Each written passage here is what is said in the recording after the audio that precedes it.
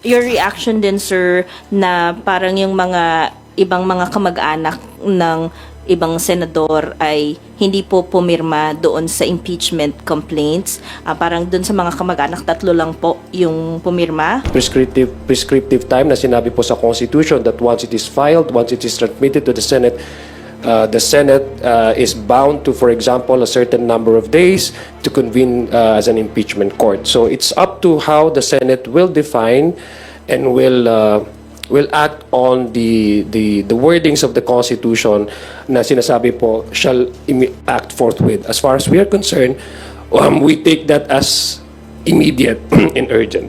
Paano mo ihaharap ang sarili mo sa mga tao na sasabihin mong bawal ang mag-threat sa kapwa-tao, much more kung isang sitting presidente? Paano mo ihaharap ang sarili mo at sabihin mo na dapat walang korupsyon sa bansa? Paano mo ihaharap ang sarili mo na bawal mag-bribe sa tulad nating kawani ng gobyerno kasi gusto lang natin makuha kung ano ang ninanais nating resulta? Paano natin ihaharap ang sarili natin sa ating taong bayan na sasabihin mong kung ang mandated na isang ahensya ang magbigay at mag-audit tapos binigyan ng mandato ng isang konstitusyon ang isang ahensya para kunin ito at suriin kung paano ginasta ang taong bayan. Sobrang nakakagulat na balita. Grabe, Quadcom pinakita na. Pinakita kung paano madadamay si Senator Bato at Senator Robin Padilla. Pinakita kung paano sila madadamay sa impeachment. Ayon sa nakalap nating impormasyon, malamang hindi pipirma si Senator Bato at si Senator Robin Padilla. Sa oras na makarating sa Senado ang impeachment, marami kasi kakampi sa Senado si Vice President VP Sara. Pinakita kung paano madadamay si Senator Bato at Senator Padilla. Pinakita kung paano sila madadamay sa impeachment. Tara panoorin natin. Senate President Chis Escudero said that Congress has to be in session for the senator judges to take their oath. So ibig sabihin po, sa June pa po tayo mag-i-impeachment trial. Now my question is primarily for the prosecutors po. How will that affect your preparations? Will there still be strategizing during the break? Also, hindi ko naman po sinasabing matatalo kayo, but what if one of the 11 prosecutors could not make it to the 20th Congress, baka umabot sa 20th Congress yung trial? Also, is that possible that the trial will continue into the 20th Congress? For sure, and definitely our preparation will continue. We will continue to strategize how to approach the trial. Magkakaroon po tayo ng information campaign din para sa ating mga kababayan para maintindihan nila ang proseso ng impeachment, to simplify it so that every citizen can understand the process. Igihan po natin na planuhin ang bawat article of impeachment na malatag ng simple, klaro para sa sambayanan at sa mga magiging husgado sa Senado, while the impeachment complaint has been transmitted to the Senate. And the Constitution provides that once it has been received by the Secretary General of the Senate, trial should proceed forthwith. We will respect the institution of the Senate, how they will interpret forthwith. Kung gaano kaaga nila aktuhan ito, we will respect that. Pero sana matuloy lang ang paglilitis na ito because this is the perfect opportunity for all parties, especially the Vice President. This is the perfect opportunity for her to be given due process, for a chance to lay down the evidence in her favor and to clarify things during the trial. Kung tatanungin po ninyo, kung June na magbubukas at magko-convene ang Senado as an impeachment court at kakapusin ng oras, tatawid po ba ito sa susunod na Kongreso? It's possible, and yes, we will leave it to the Senate and to the rules of the impeachment court because what adjourned yesterday was our legislative calendar. Ibig sabihin, natapos po ang pag-exercise namin ng aming legislative power as Congress and as Senate. And an impeachment process is a sui generis or a class of its own. Kakaiba po itong proseso and it's not part of the legislative process. Nasa Senado po yan, how they interpret that. And since it is not part of the legislative process, pwede po nating sabing they can convene anytime that they are ready without waiting for session to open on June 2. And since it is not part of the legislative process, their rules may state that it may cross over to the next Congress. I heard the Senate President's interview earlier this morning, and he said that they will prepare first, and we respect that.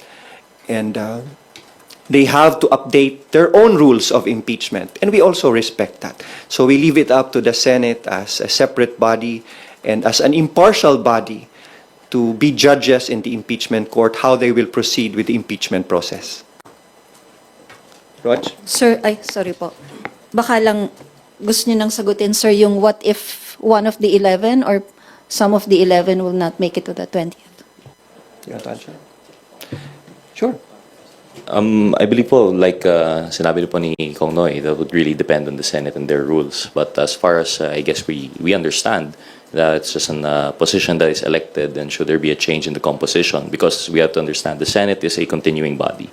The House of Representatives is not. If ever we have a new composition of the 20th Congress, then I think they will just elect a new set of prosecutors, if ever. It does not stop the process. As Kong Noy mentioned, sui generis, this is a special instance of a constitutionally mandated function of Congress. So I think patuloy pa rin naman po yun. Tama si Congressman Rodriguez.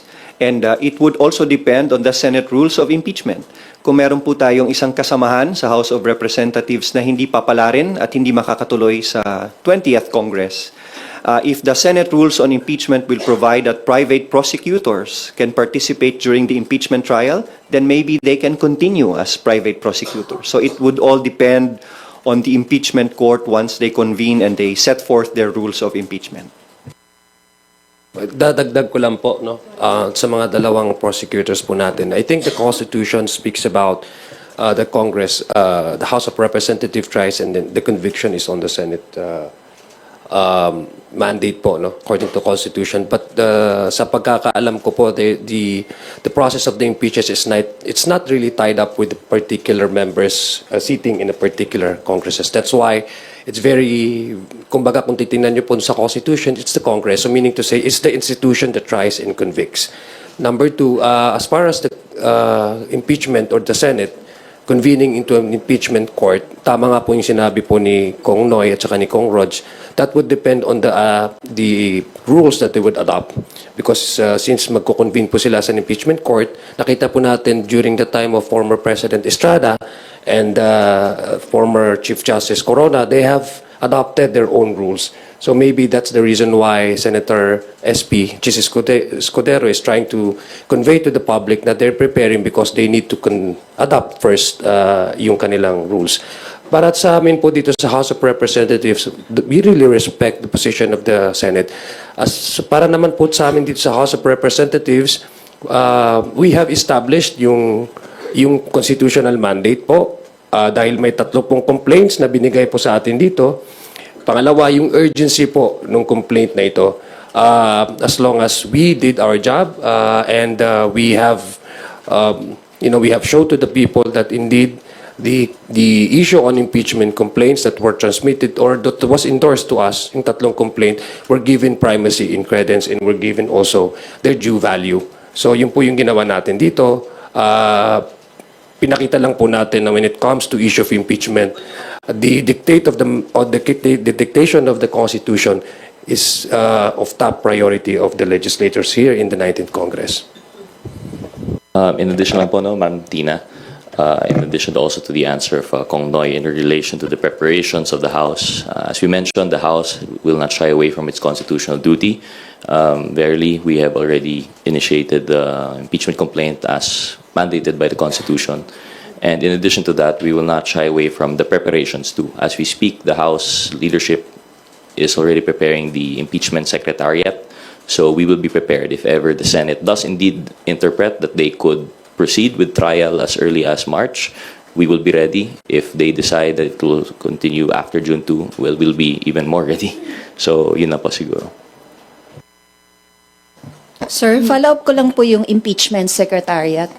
Who will compose that and what will their duties be? To answer that po, no, it's still not clear. Of course, it's been a while, but the impeachment secretariat will cater to all the needs that the House would have in relation to the sui generis proceedings. So, I think it would be from the top down regarding logistics, regarding support. It should be separate from the legislative function of the House. So that's all that we could say po siguro at this moment. Thank you po, sirs.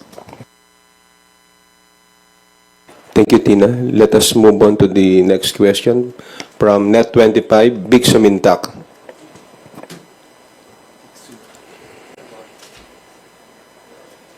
Morning po. Just a quick follow-up lang po. Among the 11 congressman prosecutors, may we know who will be the lead prosecutors? We leave it to the leadership of the House, who will be the lead prosecutor, and we will respect that.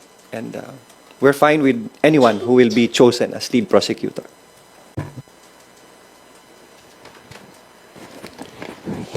Thank you, Big. Bibian Gulia from ABS-CBN. Good morning, Kongs. Tama po ba yung intindi ko sa mga answers ninyo kanina? Okay lang po sa inyo na June na mag-start after the elections yung trial. There's no call to hold the trial during the break? Since the Constitution provides that trial shall proceed forthwith, if we interpret forthwith, dapat po sana as soon as possible yon. But since the Senate is an independent body, and we respect their independence, being a bicameral legislature, we will leave that to the interpretation of the Senate. I will refuse to comment on how they should act because they will be judges in this impeachment trial.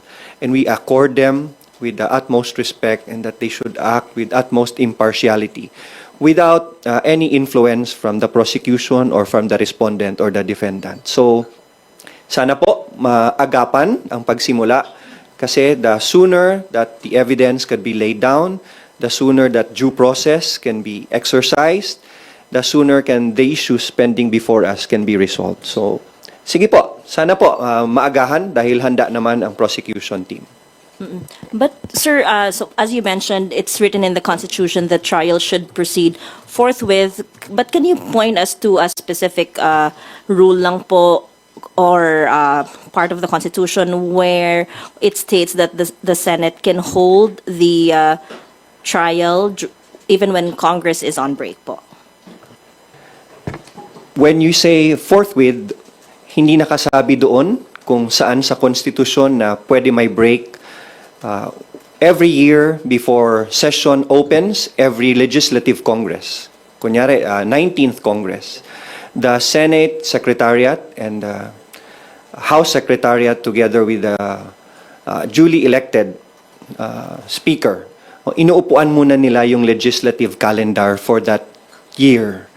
While it's not clear whether we can proceed with the impeachment trial during the break, we said earlier that the impeachment trial is a sui generis o kakaibang proseso po ito. It's a class of its own, and it is not bound by the legislative calendar. It's purely a political question on how Senate would proceed with it. So, yan po ang sagot dyan, no? Hindi po nakatali yan sa black and white, and we will see how the Senate would react on and act on the impeachment complaint. Sir, baka lang din po meron kayong comment dun sa sinabi ni SP Cheese na unfair na madaliin sila dahil 2 buwan daw po inupuan ng House ang impeachment complaints. Well, again, we respect the position of the Senate President. In fact, it has been explained naman po ni Congressman Noy that they have their own rules. We don't want to at least influence the impartiality ng mga senator judges. We will just wait for the Senate to convene as an impeachment court. Sa amin po, as long as we have already relayed and we have displayed the urgency and the priority that we have established that these impeachment complaints should be given primacy and should given priority, it's up to the court, no, the impeachment court, the Senate. when will they convene as a impeachment court. So yun lang po yung amin. There's no prescriptive time naman po, prescriptive time na sinabi po sa Constitution that once it is filed, once it is transmitted to the Senate is bound to, for example, a certain number of days to convene as an impeachment court. So it's up to how the Senate will define and will act on the wordings of the Constitution na sinasabi po shall act forthwith. As far as we are concerned, we take that as immediate and urgent. Okay. Sir, doon naman sa mga prosecutors, paano po yung hatian, division of labor doon sa 7 articles of impeachment? Sinong congressman ang mag-handle ng specific articles po? As of the moment po, wala pa pong assignments po of which prosecutor will be handling which articles. I think there's something to be discussed further down as we form the full impeachment secretariat po.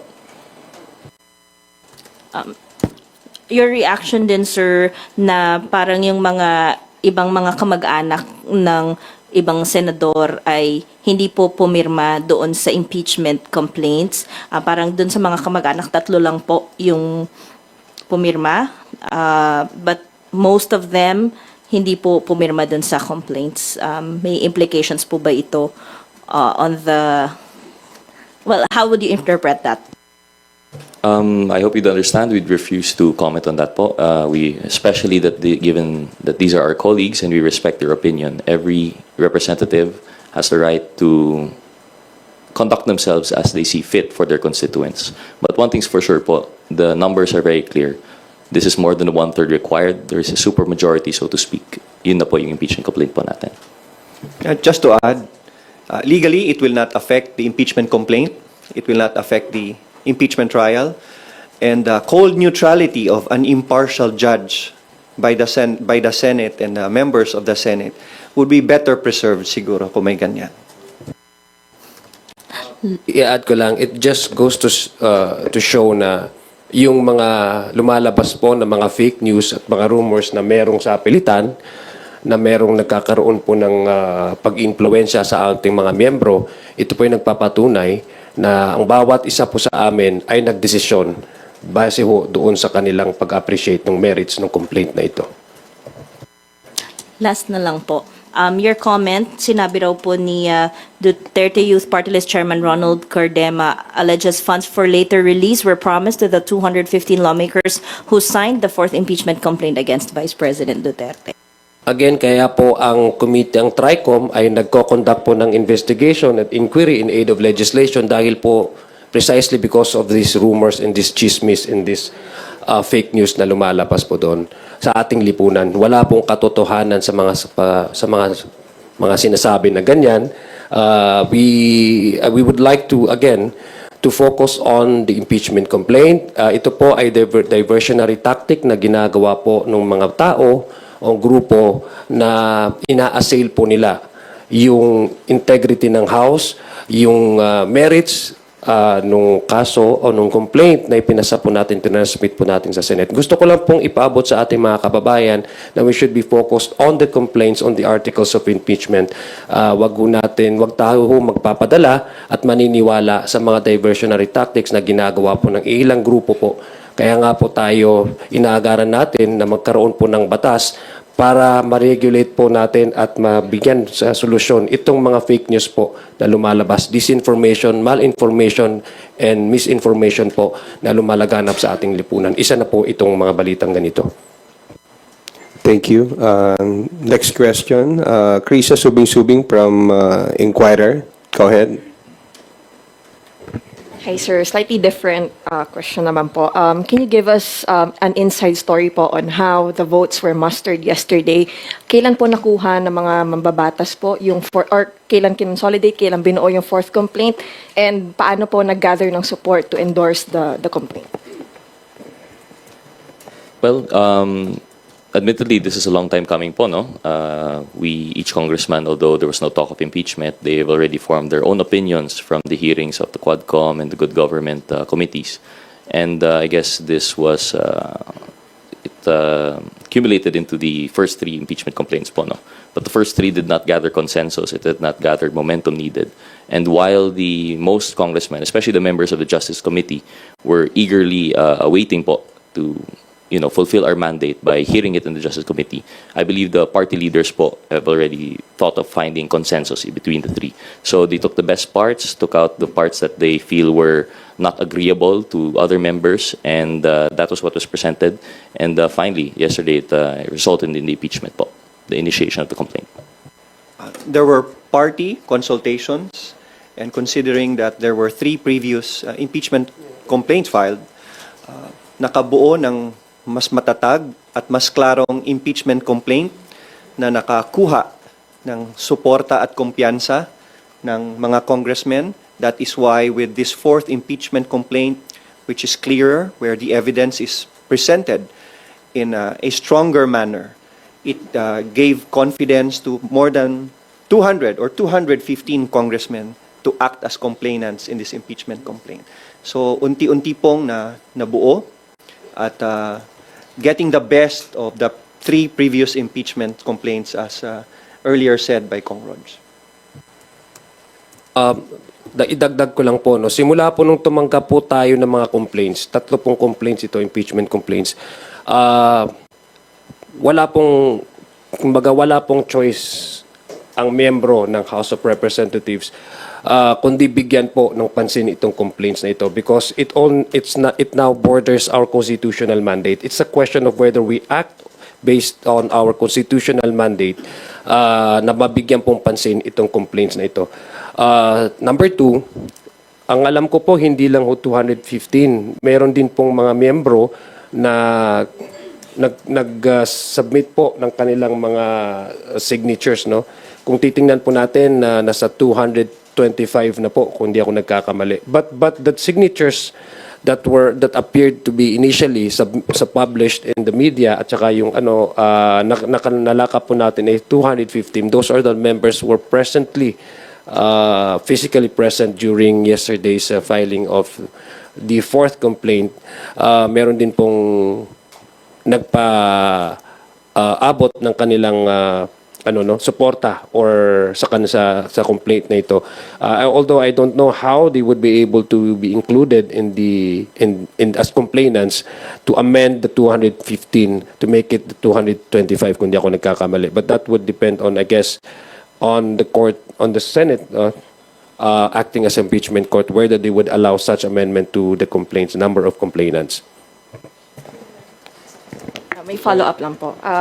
Sir, kailan po nag-start yung mga party consultations po on consolidating the fourth impeachment complaint po? And does that mean that essentially the congressmen have already made up their minds, even though President Marcos himself has signaled na ayaw niya pong ituloy yung impeachment process because madi-deprioritize yung mga priorities ng Marcos administration?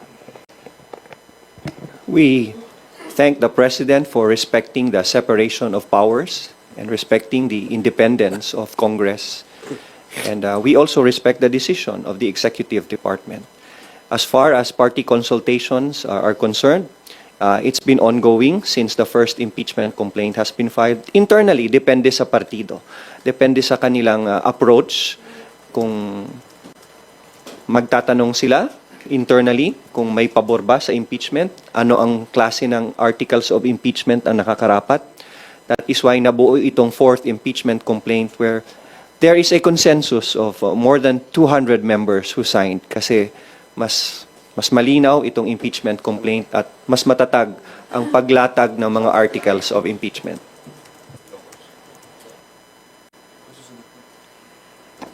Thank you, Krisha. Next question from Billy Vegas of Abante Politico. Kung may mga kumakalat sa social media, may kapalit daw na ayuda yung pagpirma niya. Well, as you mentioned po earlier, no, that's why we held this press conference, because we understand with the events of yesterday, a lot of misinformation and disinformation will be spreading around. Categorically, we're going to, I don't know, it actually dignifies this answer, but we're going to have to categorically deny such allegations, in the same way deny yung allegations po from the chairman ba yun, na may FLR. This was an independent action. We believe that's done faithfully and truthfully by each member, that they signified their intention and support of the impeachment complaint based on the merits of the case and nothing more. Yun lang po siguro. Just to add to that, no, ito po ay nagsimula na po ang smear campaign sa prosesong ito. Actually, ako personally, I actually expect that a lot of misinformation and fake news will be coming out, no, after the filing of the complaint, no.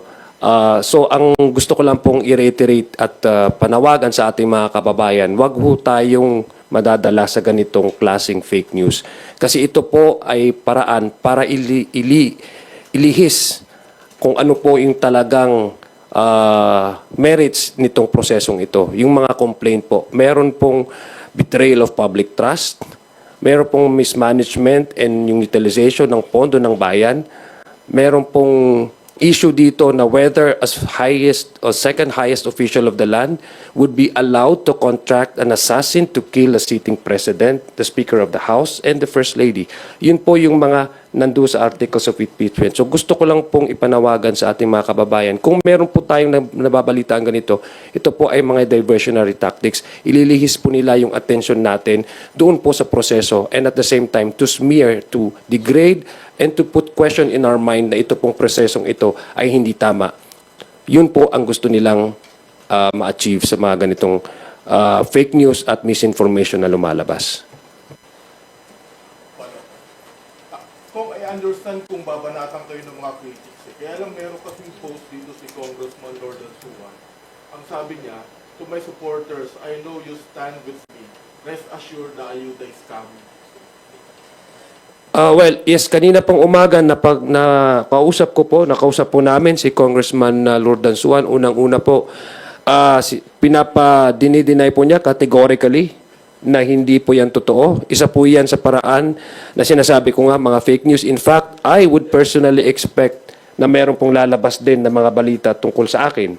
So ito po, sabi ko nga po, simula po nung nagkaroon tayo ng impeachment process, unti-unti pong lumalabas ito na pinipreempt nila po yung magiging resulta nito at dinilihis po nila yung atensyon ng ating taong bayan. I would personally say that Congressman Lordan Suwan is one of the most decent members of the House of Representatives.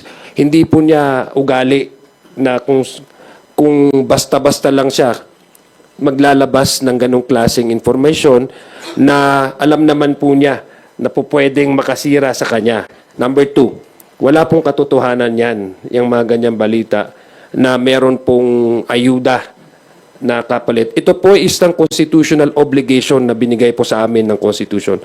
Hindi lang ho ito prerogative, hindi ho ito discretionary power. Ito po ay mandato at obligasyon ng bawat isang miyembro ng Kongresong ito para ipaabot sa Senado na kung meron mang hindi magandang gawain ng isang opisyalis specified under the Constitution, the President, the Vice President, Ombudsman, mga Justices of the Supreme Court, COMELEC. Andun po, enumerated po yung mga official na to. Kung meron pong complaint galing sa ating taong bayan, remember, 3 complaint po ito, wala pong choice ang membro ng House of Representatives but to hear and make sure that these complaints will see the light of the day. May dagdag lang po, no? And this is setting aside yung impeachment issue po muna. I'm speaking not as a prosecutor, but as a member of the TRICOM. As mentioned by Kong Zia, this just highlights the importance of the hearings that we are conducting there. This is a prime example of how misinformation and fake news are used not only to disrupt the personal lives, but the public functions of our government now.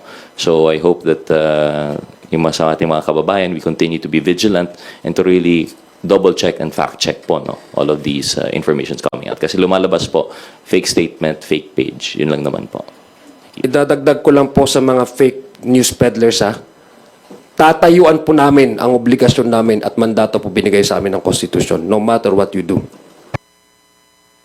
Maybe this is a good time also to thank kaya magtulungan po tayo to maintain integrity in media, maintain integrity in journalism, because you will be our partners in transparency and in accountability.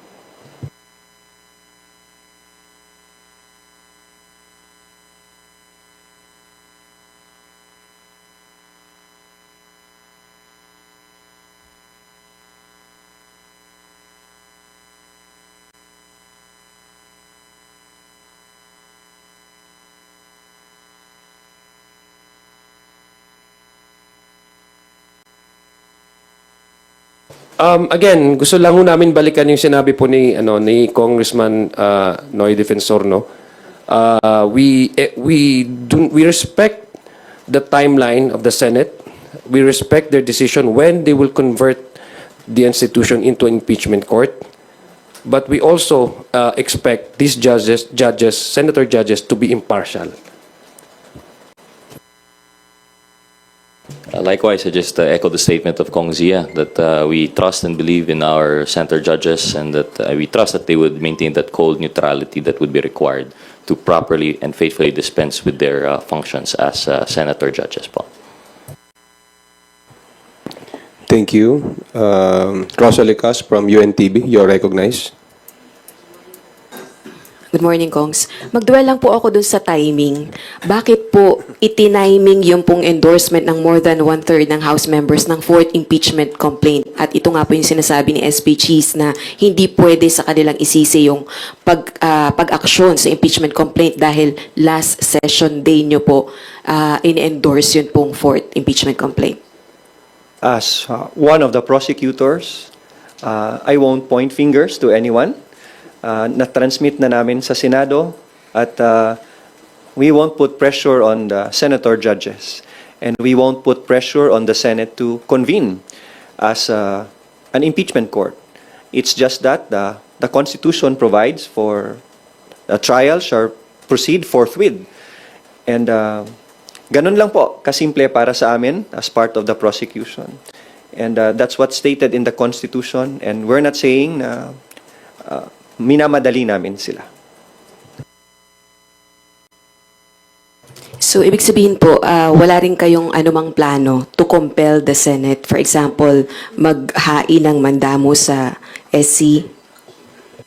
I have no idea of that move on the part of the House of Representatives.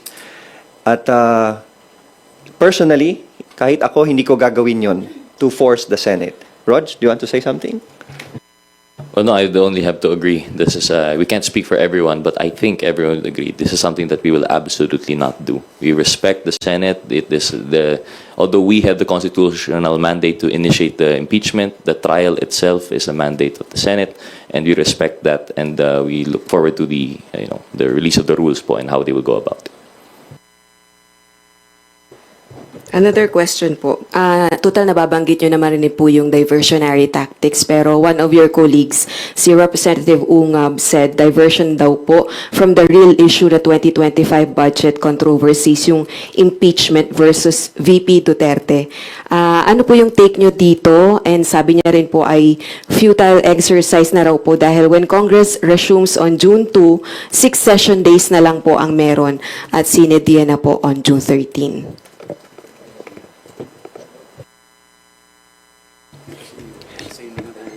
Congressman Sid Ungab is one of my most respected colleagues in 18th and 19th Congress. This is not a diversionary tactic to avoid any issue. We continue to urge those who want to investigate other matters regarding Congress and the budget. In fact, there are pending cases before the Supreme Court regarding the constitutionality of the budget. We are doing our constitutional mandate to act on the impeachment complaints. And we are also very careful that we will be acting on the proper, the appropriate, and the strongest complaint before we transmit that to the Senate. And since 215 members have already signed, it only goes to show that the confidence of the members of Congress in this impeachment complaint is very strong. So patuloy lang po ang pag-iimbestiga ng ibang bagay at ng ibang tao. At we will continue to do our duty as prosecutors and as Congress. Dadagdag ko lang po, no. When a public official became true to what he or she yung acting on the oath that he or she takes, that's not diversionary tactics. That is expected of him, and maintaining and upholding the rule of law. Alam po natin dito na merong complaint na prior to the second mode, I guess, ang ginawa po natin yesterday. I think that's the third mode, no? when we gathered all the signatures, no, yung 1/3 na signatures, it's not really diversionary tactic. It's acting on these complaints and upholding what is given to us as part of our obligation by the constitutions. It's not really. We should not be faulting anybody or any members of the House of Representatives to be true to what he took as oath of office, to be true to the Constitution and to act on what the Constitution expects of him or her when there's a valid complaint submitted before the House as far as impeachment of these highest or high officials enumerated under the Constitution is concerned. Last follow-up na lang po. Nagkaroon ba ng chance yun pong 215 na mambabatas na pag-aralan po yung fourth impeachment complaint? Kasi we understand kahapon lang po sila pumirma, kahapon lang din po sila nanumpa. Tama po ba?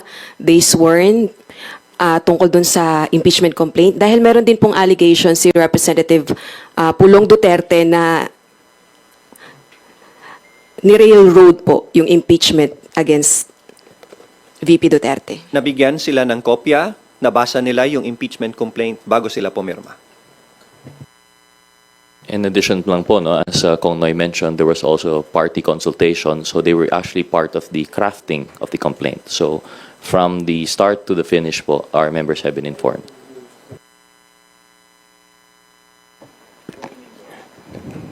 Gusto lang po natin emphasize, no, 215 members of the House are the complainants. So wala pong, ito pong proseso na ito ay nandyan po sa ating saligang batas. Hindi po railroading. That's just what is one of the ways on how to forward the impeachment to the Senate, no. Wala pong railroading. It's laid down in the in the House in the Constitution that once you secured a 1/3 of complainants from the membership of the House of Representatives, then it goes directly to the plenary. Thank you. We will take a question now from Marian Enriquez of TV5. Good morning po. Follow-up lang po ko dun sa questions nila Ate Rose and Ate Vivian regarding nga po sa statement ni Senate President Jesus Cordero na yun nga, medyo unfair daw na 2 buwan po nating inupuan dito sa Kamara. Ito po nga mga impeachment complaints. So I just wonder po, what really happened doon sa 2 buwan po ng, since December may party consultations, I understand, and hindi nyo naman po minamadali no, kung kailan po sila magko-convene and understandably, June pa, kasi may session. Pero wala po ba kayong regrets na tutuluyan din naman po palang impeach si VP Sara? Pinaabot niyo po sa last session. Were there any regrets? What happened po really? Like, naka-apekto rin po ba? Ano yung influence, of course, of the President? May mga considerations like the elections, the campaign. Baka pwede po kayo mag-share ng sentiment niyo. No regrets because we filed the best impeachment complaint there is. And we leave it to the Senate for them to study it, for them to prepare their rules, update their rules of procedure for the impeachment trial, and we leave it to each and every senator to study the impeachment complaint and the articles of impeachment. Kaya po sinasabi namin na kahit tumagal sa amin, ay nabigyan naman ng panahon ng mga partido na magkonsulta at magsuri, and we will give that same opportunity to the senator judges once they convene as the impeachment court. It's just that it's the Constitution, not Congress, who says that trial shall proceed forthwith. That is why when the Senate President said that we will study the complaint, we will update our rules, and we will prepare, we will respect that. I agree po with Kong Noy, and in addition po, no, I just think the personal opinion po, I can't speak for everyone, but I think that the Congress is just trying to stick to its duty, constitutional mandate, in that it is the initiation of the complaint is lodged with Congress. We want to come up with the best complaint possible. The timing, I guess, would be not irrelevant po, no? It would be coincidence. It's not deliberate. So we've just taken the most time that we can. It is really a process of consensus building and coming up with the best complaint possible. So any insinuations of deliberate timing, I think, would just be a coincidence. Sa akin lang, I'm not part of the prosecution, pero no regrets. We're simply ready.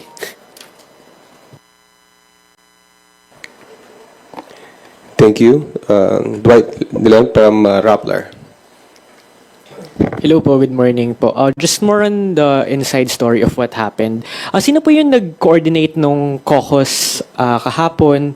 Tapos paano na-coordinate yung meeting na yun?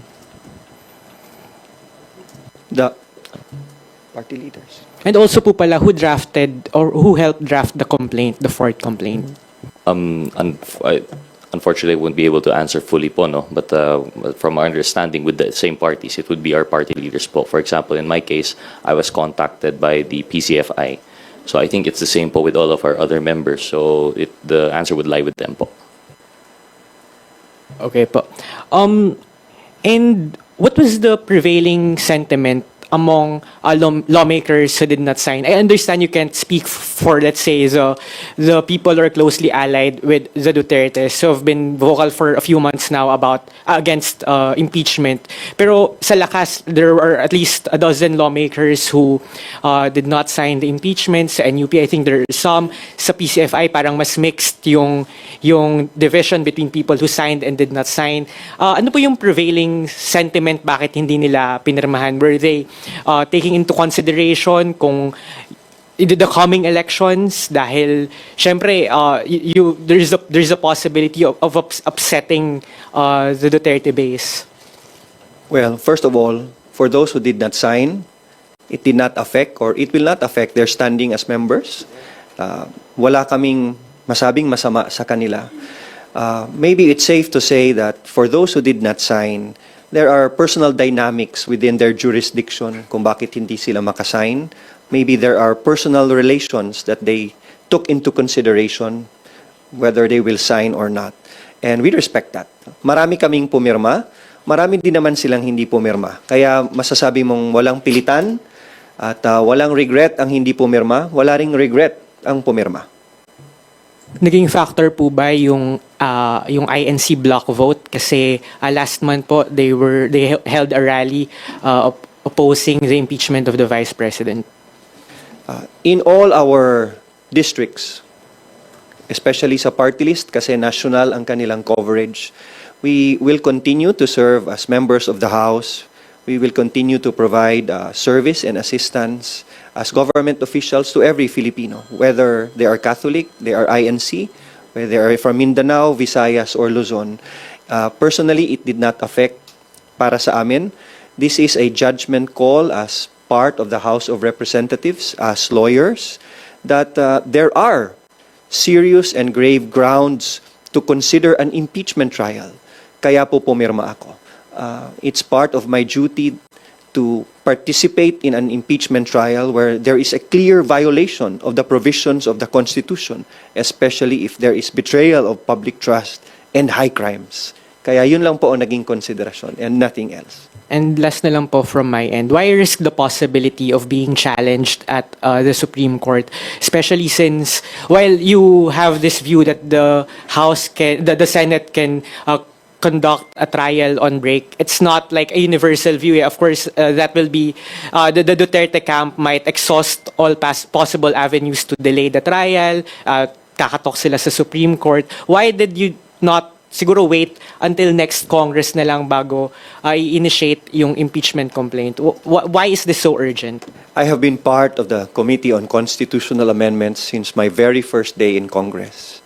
And every opportunity for Congress or Senate to elevate an issue to the Supreme Court gives us more clarity when the Supreme Court interprets the Constitution, not only in amending the Constitution, but in interpreting impeachment proceedings under the Constitution. If this move by the House of Representatives to file the impeachment complaint and transmit it to the Senate and see if it can pursue an impeachment trial even during the break, if this will be challenged before the Supreme Court, we welcome it, so we will settle this issue once and for all. From my end, this legal recourse available to the other parties should not be a deterrent for the House to act on its constitutional mandate.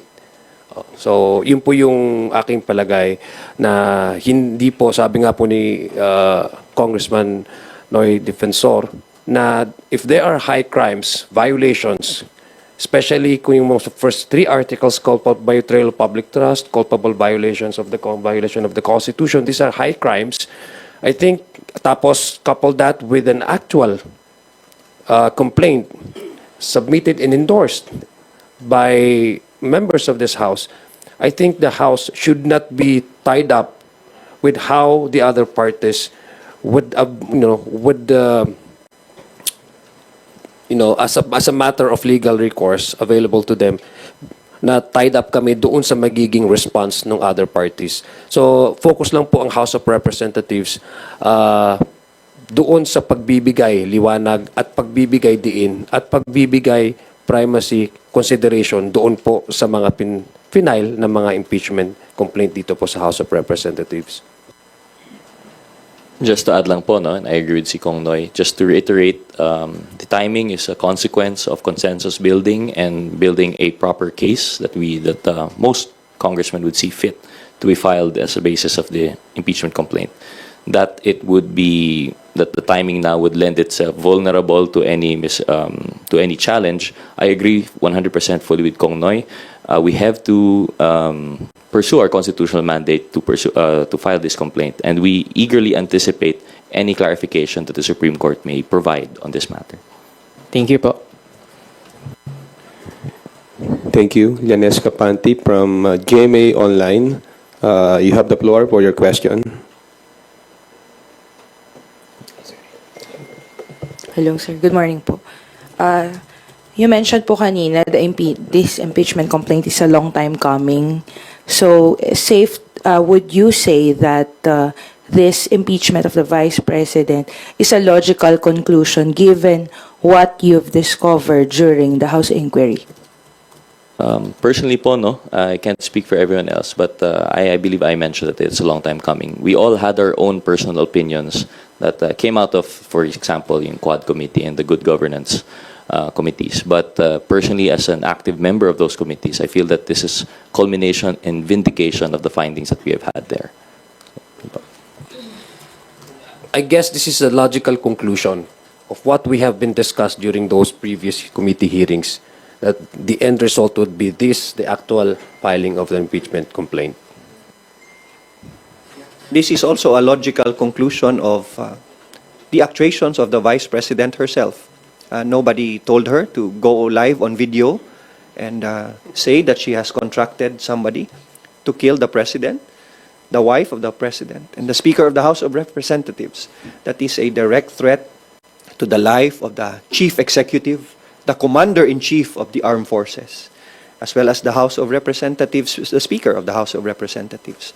So, clearly, as a Vice President, you do not do that to the President if you are to succeed, if that happens. This is clearly a betrayal of public trust and a high crime as considered by the framers of the Constitution. Mabigat po ito. This is a grave and serious offense to the Constitution. Follow up, sir. Balikan ko lang yung sa sinabi ni Senate President Escudero, kasi pinoint out niya na you took time in deciding on the impeachment. As far as you're concerned, kailangan bang kumilos ng Senado at the same pace of the House of Representatives when you have different functions? I mean, the House clearly is for the prosecution and the Senate is for trial, and then he compares it with you. I mean, yun ang kanyang indication na why would they move why would they move quickly when you took time, when you have do you think it's a logical comparison given you have different mandates in this case? Yeah, you're right. It's not comparable. As a lawyer, we always follow the court, we always follow the judge. If the judge will reset your case next week or next month for hearing, you follow that. Diba? And we will do that with the Senate. If the Senate says that we will convene at this hour, at this day, as lawyers for the prosecution, we will follow that. And we will respect that.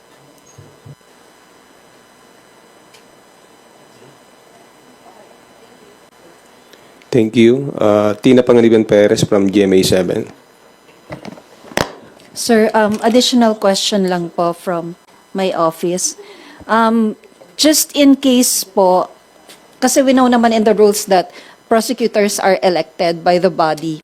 So, ano po yung criteria na ginamit po ninyo, and will those same criteria be adopted in the 20th Congress?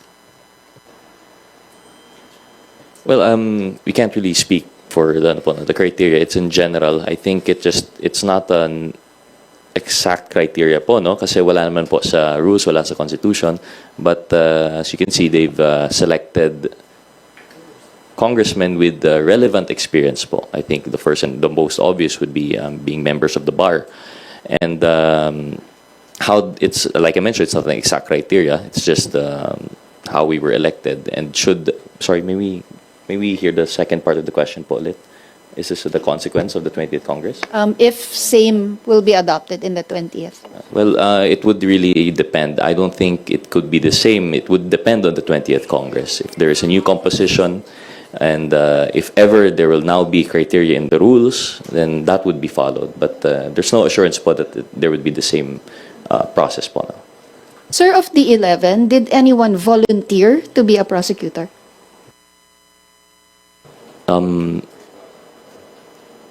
To volunteer, none that I know of, none that stepped forward. We were elected by our peers, and we accepted it as our constitutional duty. But again, I cannot speak for the other prosecutors. I'm only assuming that the experience would be the same as mine. Idadagdag ko lang po, no, kasi syempre, alam ko po itong dalawang kasama ko dito, isa sila sa mga humble na mga members po ng House. Ang nabuo po na prosecutor, lahat po magagaling, ang mga abogado na mga miyembro ng House. Ito po sa mga prosecution team, ang gagaling po nila ng mga litigator. Yun lang po. Kasi alam ko hindi nila sasabihin yun. Thank you. Let's call on Red Mendoza from Manila Times. Hi po. I know na medyo mabibigat yung mga tanong ko. First off, kasi I know that the Dutertes are very, very much popular, and they still are very much popular. So, of course, it's election time, 2025, especially malapit na yung campaign season, and I'm seeing posts on social media na yung ilang mga pumirma ng impeachment complaint, tinatanggalan na yung mga mukha nila sa mga posters nila dahil sa galit nila sa impeachment. There is a considerable blowback against doon sa mga pumirma, doon sa mga prosecutors and all. So, do you, on your opinion po ba, kayo mga pumirma, would it affect your electoral chances sa 2025 election given na the people still support the Dutertes, and of course, sa inyo may mga kalaban na pwedeng gamitin yung mga kalaban ninyo as a leverage against your bids? Well, if someone from Mindanao, alam ko po yan. Naintindihan ko, hindi ko lang naintindihan, nararamdaman ko po. Pero tama po yun, once you're elected to an office, you are expected, not only by the Constitution, by the people to act on a certain ways. No? Kailangan, you have to maintain and uphold the integrity of your office.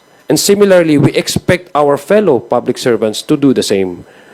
Ito pong sa impeachment case na ito, nasabi po kanina ni Boss Noy, na there are serious offenses, high crimes committed by a certain, by the Vice President.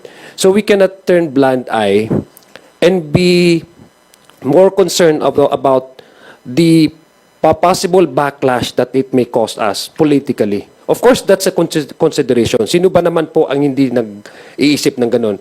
But this is already an issue of being a public servant.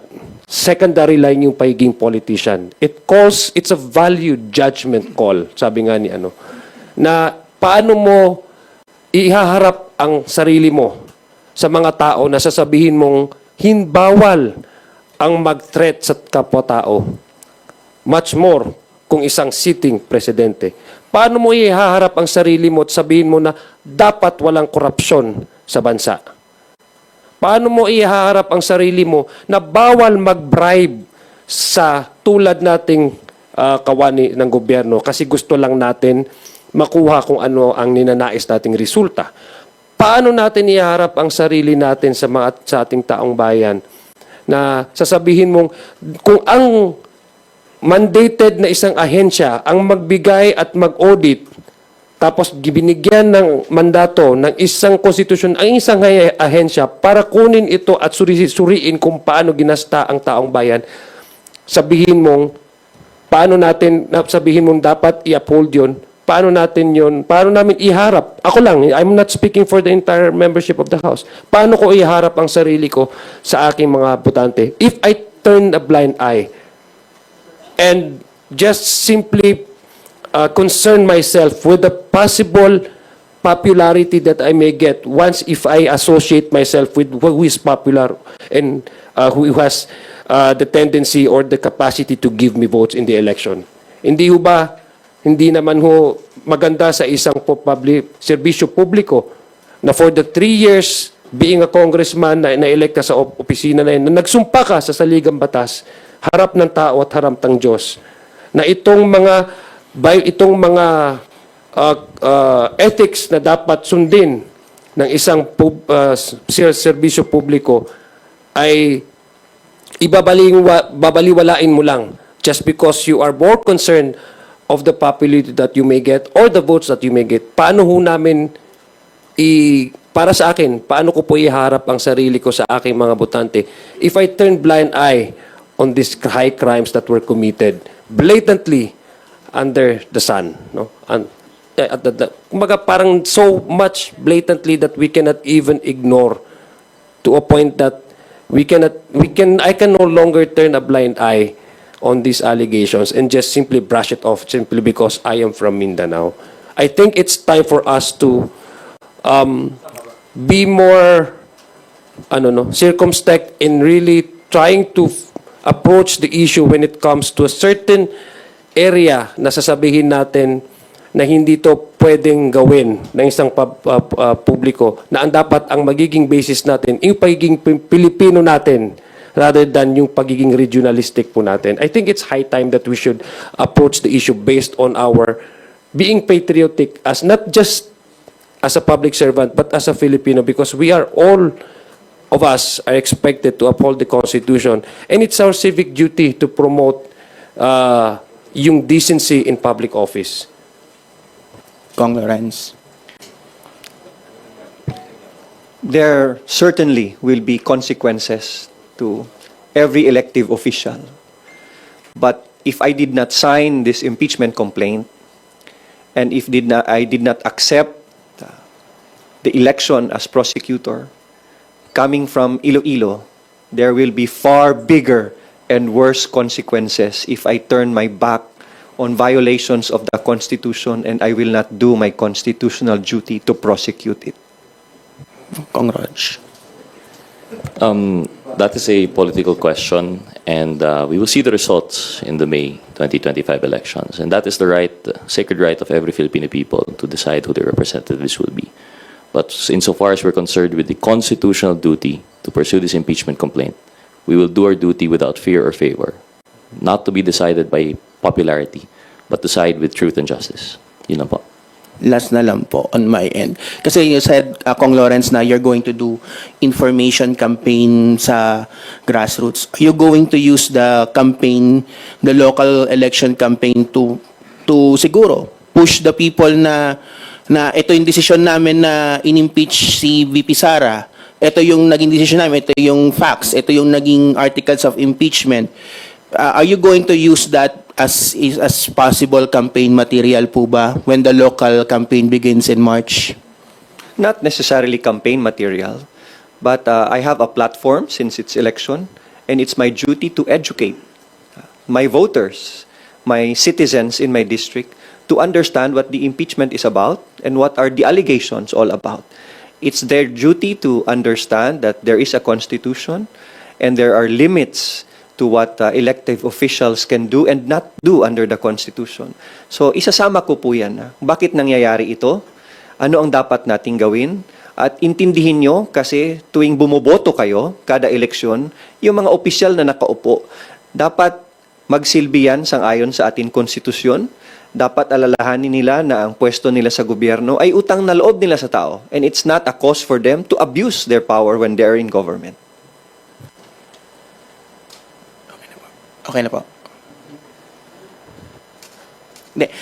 Ano lang po, kasi of course, are you going to use the local campaign to, kasi nga sabi ni Kong Lawrence, you're going to do an information campaign. So, are you going to inform the public regarding the articles of impeachment, siguro as part na rin ng kampanya? Well, I think they deserve also. It's not a matter of us educating them. They deserve to know.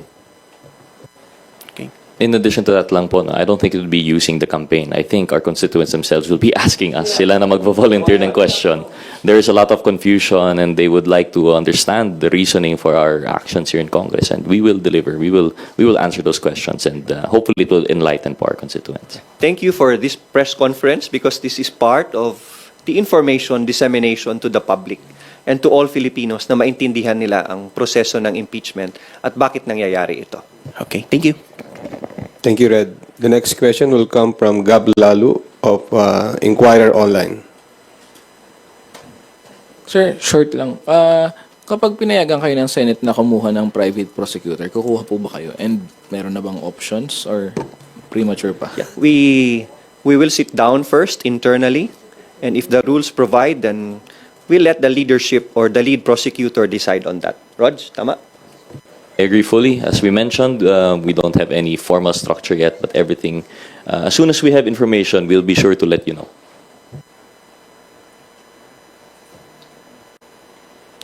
Thank you, Gab. Lines Capanti from GMA Online. Kalimutan ko kanina. Sir, may appeal lang from the Makabayan block, and yun, they are one of the complainants. Mag-consider ba kayo hiring private prosecutor from the ranks of the complainants? Not necessarily yung Makabayan lang, pati basta yung tatlong grupo na yun. There are lawyers in their ranks. Are they being considered as part of the prosecution team bilang private prosecutors? We can't speak for the wisdom of the lead prosecutor, seeing as no one has designated yet. But we won't say no to anything po. No? We can't decide yet now, and should we have more information, we'll let you know po. Personally, we are open to welcoming more prosecutors, especially from the private complainants. Yes. Just to add to that, no, of course, the prosecution team wants to see, wants to see, kasi kaya nga may impeachment tayo because that's actually what the prosecution wants to see, di ba? A conviction. So, if it will reinforces, no, yung strength ng prosecution, then I don't see any reason why there shouldn't be any other additional, no, private lawyers. But again, that would be discussed and that would be decided by the prosecution team internally. And with the leadership, of course. Sir, ano lang pahabol, may humabol pa ba sa 215? As mentioned po by Congressman Zia, I believe that some congressmen have signified their intent to add themselves as complainants. I forgot the number, but I think it was 225 na po. 24. So 239 as of now in counting. But as Kong Noy mentioned, the decision of whether or not they would be allowed to be, amended into the complaint as additional complainants would depend on the rules of the Senate when they release the rules for impeachment. So it would depend there. But as it stands, with 215 complainants, which is more than 1/3 required, the impeachment is sufficient naman po in form and substance, we believe. Dadagdag ko lang yung 1/3 na vote based on the actual membership. Na 306 ata yung members, no? So that's 102. So it's more than the required number of signatures for the plenary to act on the impeachment complaint directly to the plenary. Sirs, meron lang dalawang phone-in questions from Earl Tobias of IBC News. One of the grounds for impeachment, Article 5, says the respondent committed high crimes, including the high crime or murder. Paano po nagsimulang mabuo ito at paano ang magiging paglalatag ng ebidensya? I hope you understand that we wouldn't be ready to talk about this in detail given that this would be an active case and we would be preparing for it. But in general po, Article 5 in relation to respondent committed other crimes, including the high crimes of murder and conspiracy to commit murder, is in relation to extrajudicial killings po. Thank you. Another opponent question from Kenneth Basilio of Business World. Would President Marcos be calling for a special session to allow the Senate to start BP Duterte's impeachment? We cannot speak for the President. We cannot speak for the Executive Department. And we respect the separation of powers. We even respect our separation with the Senate as the prosecution and as senator judges. So we won't speak on that. Oh, okay. Sandro Ochoa from Billionaire TV. Okay. Hindi, ito nga. Follow up na lang. Hindi, before you pala, sorry. Chris Subing from Inquirer. Nawala eh. Sir, sorry. How confident po ba yung prosecution team na you'll get a conviction po?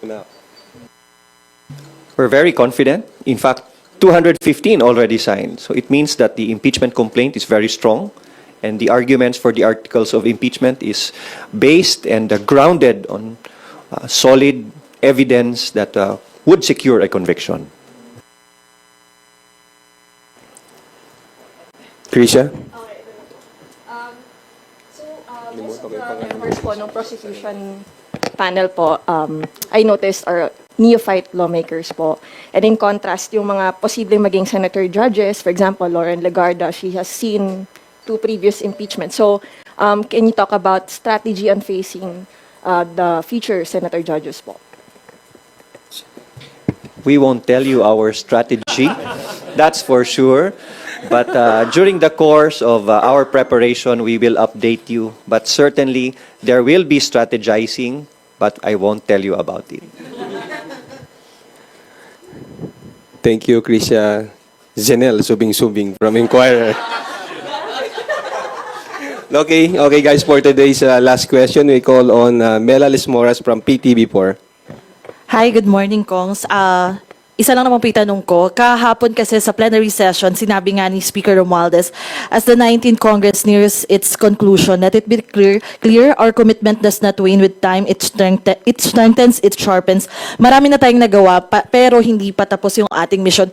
Just, lalo na yung mga kababayan natin nakaabang yung sa mga hearings, sa mga bills dito sa House, ano po yung mga ine-expect pa ng, ano pa yung mga pwedeng expect ng ating mga kababayan bago matapos yung 19th Congress? Kasi we understand meron pa tayong fake news hearing, meron pang murang pagkain super committee, yung wage hike bill nasa second reading pa lang. Ano po yung mga pwedeng asahan ng ating mga kababayan, yung commitment pa ng Kamara hanggang bago nga po magtapos yung 19th Congress?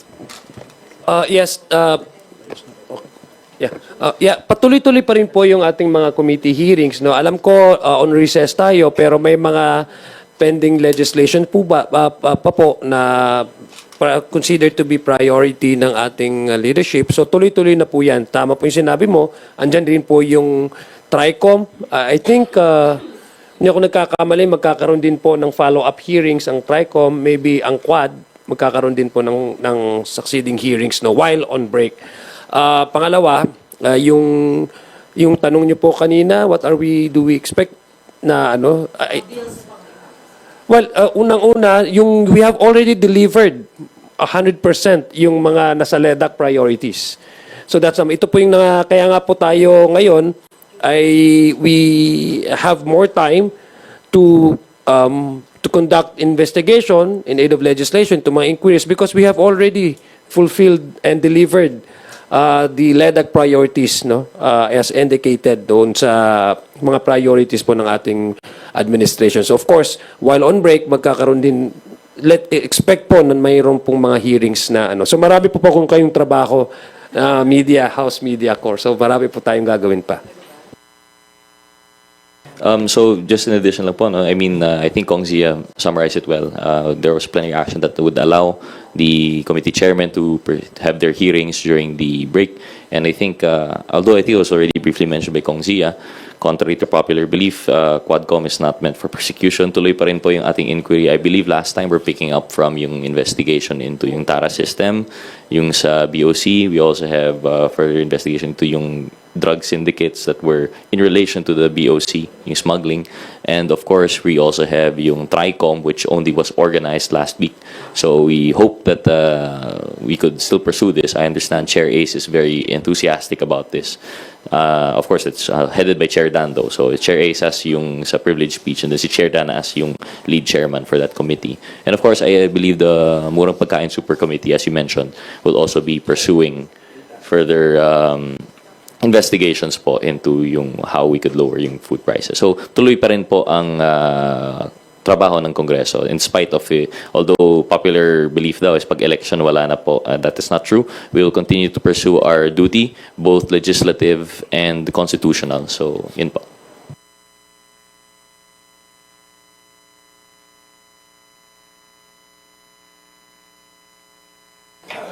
Thank you. Before we conclude our press conference, we invite our honorable House leaders to give their short closing remarks.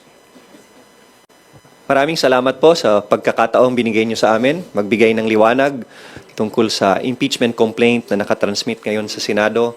At makakaasa po kayo that we will be models of statesmanship in the conduct of this impeachment trial, and we will be as transparent as possible, and we will accord due process to all parties so that they will be given a fair trial so that justice can be served for the Filipino people. Maraming salamat po. Likewise, thank you po sa inyo, our friends in the media. I understand there were a lot of questions and I'm sure there are more questions. Hindi pa namin masagot lahat.